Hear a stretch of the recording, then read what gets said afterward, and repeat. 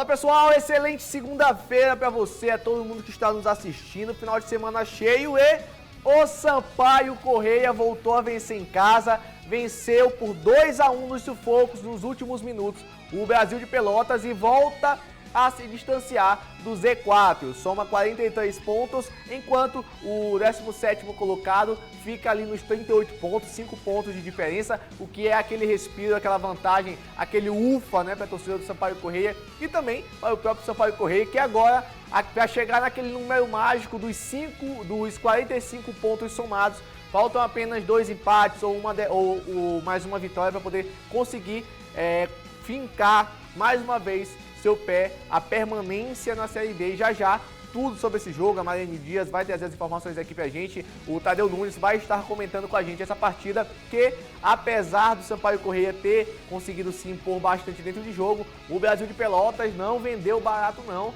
essa derrota. Também tem o Motoclube de São Luís, que além de continuar sua preparação, faltam apenas 2 dias para as eleições do Motoclube. Na quarta-feira à noite, será eleito para o biênio 2022/2023, uma nova diretoria, uma nova equipe que vai comandar e presidir o Motoclube e, oficialmente, temos 2 chapas, o deputado Iglesias Rodrigues e o vereador Ribeiro Neto, e já a gente vai discutir um pouquinho também sobre essa situação e a Copa FMF, que vem se aproximando e o Imperatriz, o Juventude, tantos outros times começam a se movimentar e a terminar de formar o elenco para disputar essa difícil competição.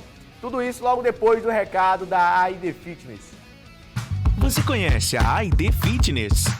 Aqui temos uma estrutura completa esperando por você, com academia para musculação, um espaço perfeito para pilates, além de aulas de hitbox e fit dance, para você dançar bastante e queimar as calorias.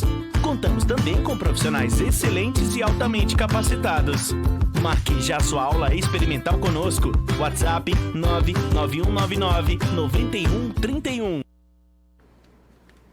Olha, na quarta-feira o Motoclube vai entrar em eleição. Na verdade, a eleição já vem acontecendo há um bom tempo. No final de semana marcou o prazo final para poder inscrever chapas para a eleição da quarta-feira. O deputado Iglesias Rodrigues já havia manifestado seu interesse e realizado a inscrição da sua chapa há um pouco mais de um mês.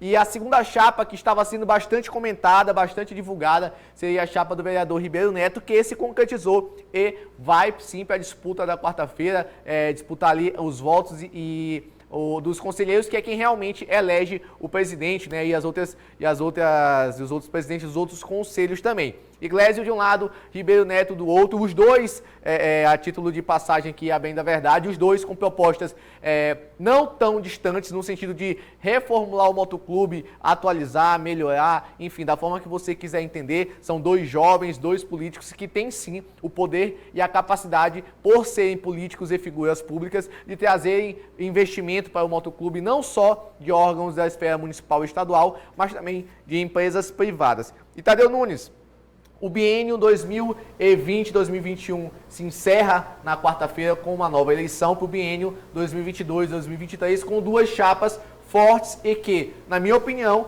qualquer uma que vencer pode sim fazer uma excelente gestão por ter o poder na mão, né? Por ter a máquina na mão, por estarem atuando na política e trazerem, principalmente, que é o que falta para o Motoclube, você conhece tão bem quanto qualquer um outro, aquele aporte financeiro, né? Aquela segurança financeira para montar projetos e trabalhos que venham a dar frutos. Boa tarde. Boa tarde, Gaudêncio, a todos que nos acompanham. Realmente, o Motoclube, primeiro tem que entender a história do moto, tem que entender a cultura do moto, tem que entender o momento que o Motoclube está passando, o desejo de ser presidente do clube tem que ir muito além, né? Tem que ir muito mais do que o interesse político individual.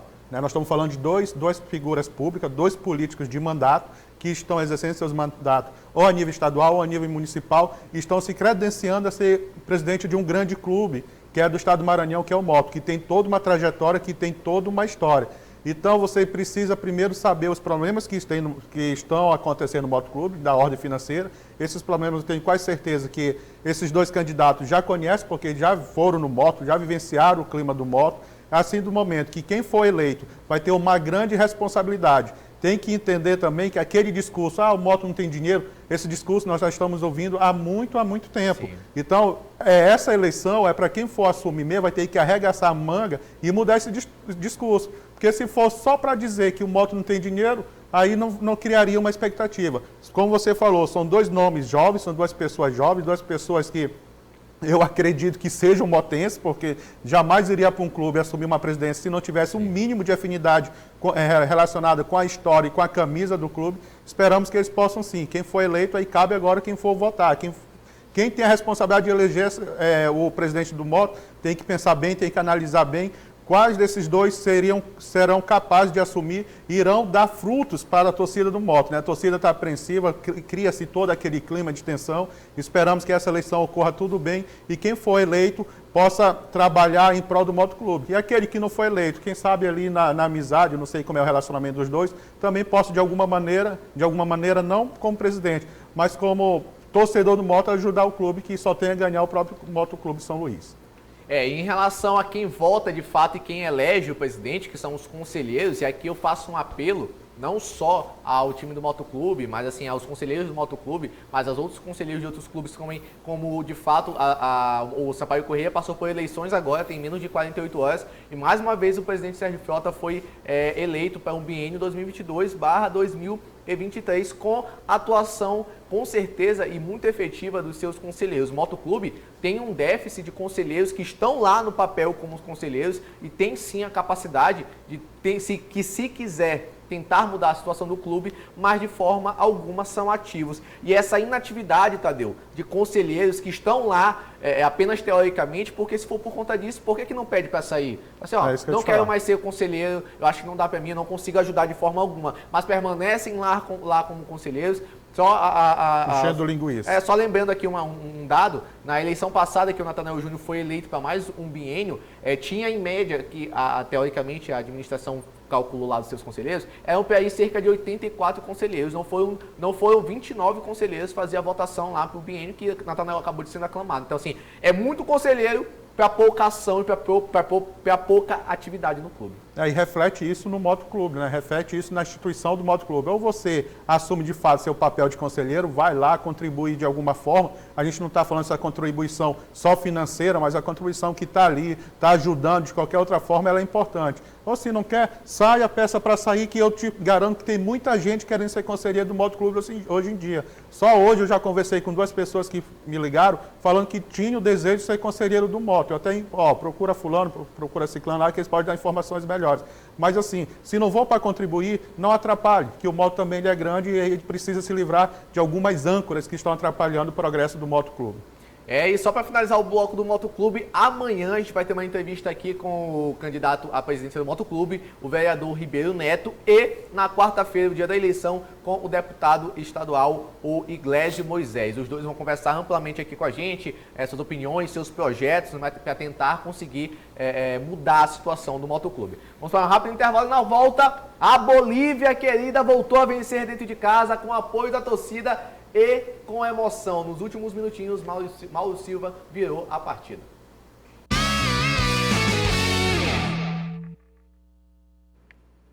E agora o Sampaio Corrêa, finalmente a gente voltou a falar isso aqui. Sampaio Corrêa venceu dentro de casa com apoio da sua torcida, mas rapaz, Tadeu, pro time que já está rebaixado, que é o Brasil de Pelotas, deu trabalho pro Sampaio Corrêa.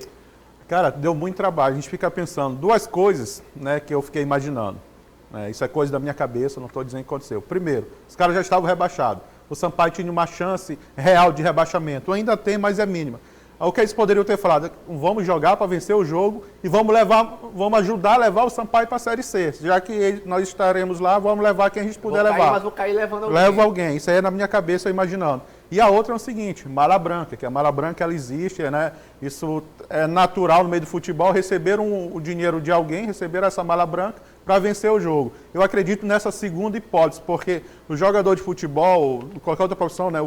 Essa mala branca, o bicho, ele motiva muito. E os caras entraram ontem mesmo para vencer o jogo, mas deu Sampaio, não só pela diferença que o Pimentinha fez, né, em campo. O Pimentinha, para mim, foi o melhor jogador da partida, mas o apoio da torcida. Os torcedores que estiveram no Castelão realmente ajudaram o Sampaio a sair com essa grande vitória. E a Mariane Dias vai trazer pra gente as informações e os detalhes dessa partida que marcou, inclusive, não só a reeleição do presidente Sérgio Frota, mas também o retorno, né, ao caminho das vitórias do Sampaio Corrêa. No primeiro tempo, o Sampaio decidiu tomar conta da bola e empurrou o Brasil para o seu campo. O tricolor conseguiu levar a bola com facilidade para o setor ofensivo. Mas já na finalização tiveram problema. Ciel, Roney e Gui Campana tentaram abrir o placar, mas erraram o alvo. Já Pimentinha e o Adson foram os destaques na construção de jogadas, porém sem sinal de gols. Enquanto isso, o Brasil só na defensiva.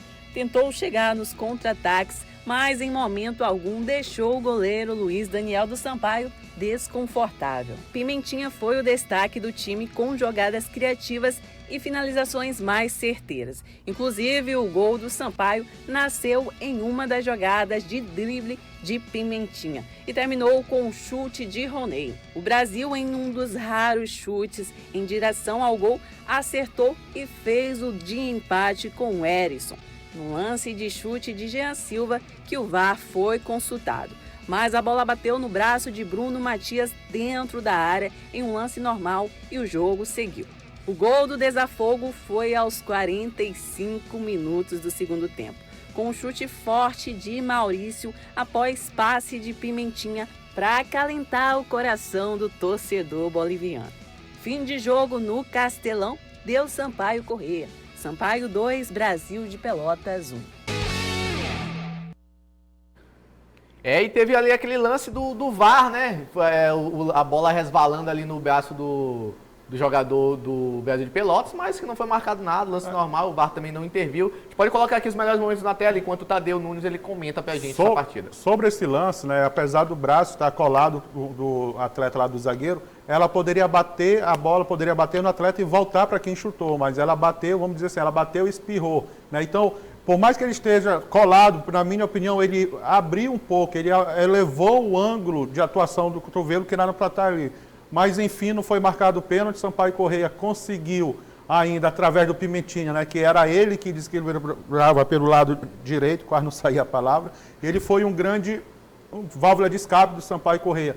O Maurício que entrou, a gente já está comentando do final para o início, o Maurício que entrou, o mais provável ele conseguiu fazer, né, que ele conseguiu cortar a bola e ajeitou para a perna esquerda. Quando ele ajeitou para a perna esquerda, ele foi feliz no arremate, conseguiu fazer o gol no Sampaio Corrêa, aquele gol que credenciou os 3 pontos a mais que o Sampaio tanto precisava, tanto almejava para se livrar do Z4. O gol de empate do Brasil, ali na minha opinião, esse é o primeiro gol do Sampaio Corrêa. Essa confusão dentro da grande área, eu falei, não é possível que não vai ter um pé de um atleta do Sampaio para fazer esse gol. Aí sim, um erro de posicionamento da zaga do Sampaio Corrêa, o jogador infiltrou no espaço aberto, conseguiu finalizar, e se faltou um pouquinho mais de atenção, essa última linha de 4, ela tem que estar bem composta, ela tem que estar bem organizada para não sofrer uma infiltração, o atleta entrando no facão, como aconteceu, e acabou sofrendo esse gol de empate, que depois desse gol, o Brasil foi superior ao Sampaio Corrêa. Parecia que o Sampaio Corrêa não teria mais força de reação. Aí o futebol acontece isso, né? O Adson pediu para sair com desconforto muscular, a opção era Maurício, ele colocou o Maurício na lateral direita, que é um volante, primeiro volante. Por ser novo, ele conseguiu fazer a leitura do jogo perfeita. Ele começou a jogar na direita, serviu o Pimentinha e foi para a área para finalizar. Aí a transição defensiva do Brasil, uma transição muito lenta do meio do segundo tempo para o final, e ninguém acompanhou o Maurício. Desde lá do seu setor defensivo até o setor ofensivo na área do Brasil, ele não foi acompanhado. Por isso ele teve essa tranquilidade de cortar, ajeitar para a esquerda, arrematar bem e fazer 2-1 para o Sampaio Corrêa. E essa vitória que deu um alívio para o Sampaio nessa zona de classificação. Olha, a gente vai para um rápido intervalo. Na volta, a tabela de classificação atualizada. A gente vai fazer análise aqui da situação do Sampaio Corrêa e também tem um pouquinho da Copa FMF.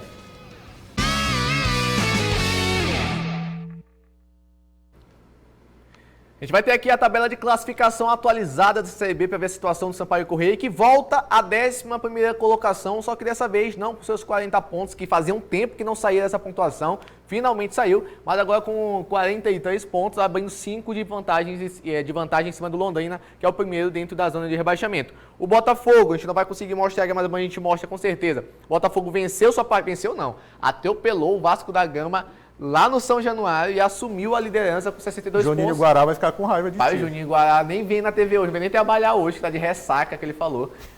O Curitiba perdeu por 2-1 e perdeu a liderança consequentemente. Em seguida vem o Avaí, o Goiás, o CSA, o CRB, o Guarani, o Náutico, o Vasco, que praticamente não tem mais chance de classificação.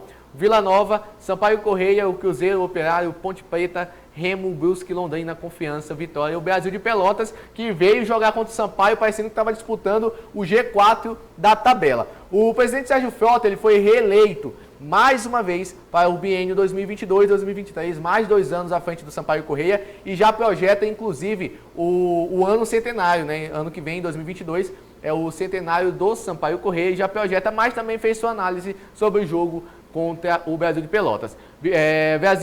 Vitória importantíssima, suada e com contornos de dramaticidade, por 2-1 contra o Lanterna da competição, que veio motivá-lo pela mala branca de adversários nossos da luta pela permanência na Série B. Poderia ter sido mais fácil se tivéssemos aproveitado as chances claras de gols criadas no segundo tempo. Valeu o resultado e em seguida ele continua exaltando a vitória do grupo e assim, do elenco que lutou muito por essa vitória. Não foi fácil, o Brasil de Pelotas realmente veio aqui com a faca nos dentes, parecia que estava disputando a ponta da tabela do campeonato. E Tadeu, você bem falou, antes de a gente exibir isso aqui, ele também confirmou a presença da mala branca, né, na partida. A gente desconfia, né? Por tudo que o futebol tá acontecendo e os interesses dos outros clubes, poderia ter acontecido isso. Só para chamar a atenção, o Sampaio Correia Sub-20 joga hoje pela Copa do Nordeste, às 15 horas no Nilzinho Santos contra o América de Natal, né? Mais uma vez o América tá aqui em São Luís, então o torcedor pode ir para o estádio, assistir esse grande jogo. Maiores informações no Instagram do próprio Sampaio Correia, se eu não me engano é R$10 o ingresso, mais 1 quilo de alimento não perecível. Mudando de assunto agora para a Copa FMF, o Cavalo de Aço segue se reforçando aí, segue tentando montar um time muito competitivo, e a gente vai ter aqui as imagens de atualizações do Sampaio Correia, do Imperatriz, com novos atacantes, inclusive o novo gerente de futebol, né? A gente vem com o Breno, que é o zagueiro, o volante de 20, que é o Breno, que é lateral, que é o Leandro Pires, né? O lateral esquerdo de 20 anos. Aí a gente vai passando que outros jogadores vão ter, o Breno, que a gente acabou de falar, que é o volante. Pode ir passando. Além tem o Rafinha, que é o meio-campo de 18 anos. A gente tá vendo que é uma galera jovem, né, Tadeu? Uma galera muito jovem para a competição. O Thiago Bala, o atacante de 21 anos, até porque a competição tem um limite de idade, né? 23 anos. Acima de 23 anos, poucos jogadores são selecionados. E o Sérgio do Espírito Santo, novo gerente de futebol, que quase fechou com o Imperatriz ainda no começo do ano, antes do Campeonato Maranhense, mas dessa vez é oficial e ele está vindo. E eu vou falar que antes do Imperatriz, não só o Imperatriz está se reforçando, né? O Tum Tum também está levando o Batoré, grande Batoré, que era requisitado aí por vários clubes. E também. Segue sendo requisitado. Excelente Batoré, saiu do Juventude Sambas e agora está indo para o Tum Tum lá, para essa Copa FMF. São os clubes maranhenses se reforçando para essa grande competição. O nosso tempo aqui já está dando. Amanhã a entrevista com o vereador Ribeiro Neto, né, candidato à presidência do Motoclube. No dia seguinte, a gente vai ter também a presença aqui do deputado Iglesio Rodrigues. Antes de a gente se despedir, mandar um abraço para a galera que venceu o jogo do final de semana do time de Popó, rapaz. Popó trabalha aqui com a gente. É um time meio diferente. Tem as imagens aqui, pode colocar as imagens, por favor. Venceu o torneio, campeão do torneio, Popó. Guerreiros de Satã Futebol Clube, campeão da 3ª edição da Liga de Futebol e Metal do Maranhão. O resultado ficou em 3-2 contra o Poeira da Miséria. Rapaz, é só nome diferenciado, para não falar o mínimo. Com essa informação, esse abraço para a rapaziada aí que não perde o Esporte Guará também. É que a gente vai ficando por aqui. Amanhã de volta com muito mais informações.